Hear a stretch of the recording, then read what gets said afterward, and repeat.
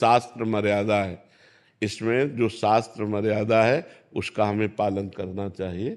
जैसे संध्या के समय मैथुन नहीं करना, भोजन नहीं करना, शयन नहीं करना, उस समय जप करना, भगवान का ध्यान करना। तो शास्त्र जो आज्ञा करता है हम अगर उसका पालन करेंगे तो हमारी उन्नति होगी। अब जैसे गुरुवार के दिन किसी भी स्थिति में बाल नहीं कटाना, द्वादशी के दिन किसी भी स्थिति में तुलसी जी को नहीं छूना। तो जो शास्त्र मर्यादा बनाई गई अब उसमें हम क्यों नहीं कह सकते, क्योंकि ये ब्रह्म ऋषियों के द्वारा बनाई हुई मर्यादा है। बुधवार को और शुक्रवार को आप बाल कटवा सकते हैं, लेकिन अन्य दिनों में कटवाने से आपके पुण्य क्षय होंगे।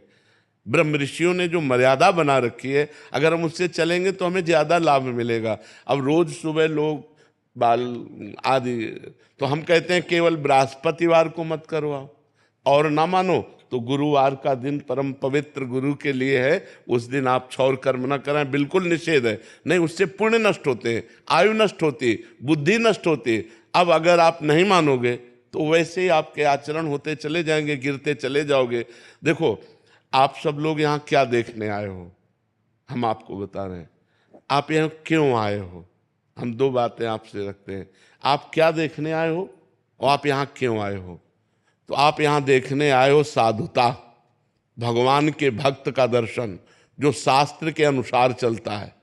आप आए हो अध्यात्म को पाने के लिए, आप आए हो सुख शांति के लिए। आए हो कि नहीं? अगर हम धर्म से ना चलते हो तो आप हमारे दर्शन करने आओगे क्या? हम भी तो एक मनुष्य हैं, हम भी तो आप जैसे ही हैं। अगर हमारे अंदर अध्यात्म ना हो तो आप क्या सुनने आए हो? तो आप सोचो, उन्हीं ब्रह्म ऋषियों ने ये मर्यादा रखी। वैसे ही जब हम चलते तो हमारे अंदर तेज, हमारे अंदर शांति, हमारे वचनों का प्रभाव, हमारे दर्शन मात्र से तुम्हें सुख मिलेगा। तो क्या वो आप नहीं बन सकते? आप विचार करो। तो जो शास्त्रों में लिखा है उस पर हम क्यों में नहीं लगाते, उसका हम आचरण करते हैं। जैसे डॉक्टर कहता है कि आपको ये नहीं खाना, ये नहीं खाना, ये नहीं, तो हम उनसे क्यों बोलते हैं क्या दही नहीं खाना? अरे भाई, दही तो बहुत अच्छी चीज है, क्यों नहीं खाना? क्योंकि तुम्हारा रोग बढ़ जाएगा।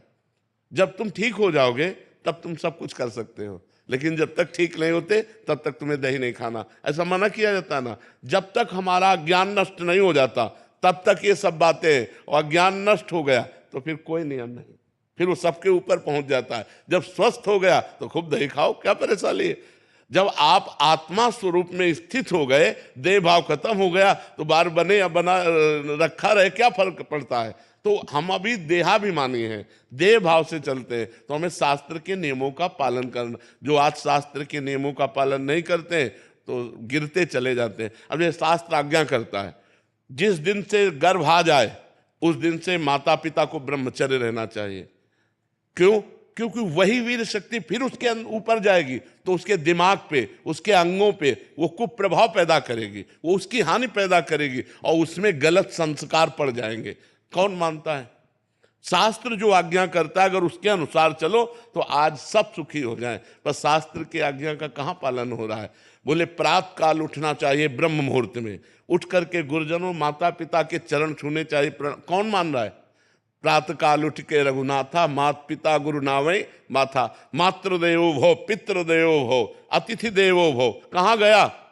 पहले लिखा होता था घरों में बड़े अक्षरों में अतिथि देवो भव, अब लिखा होता कुत्ते से सावधान, नहीं लिखा होता।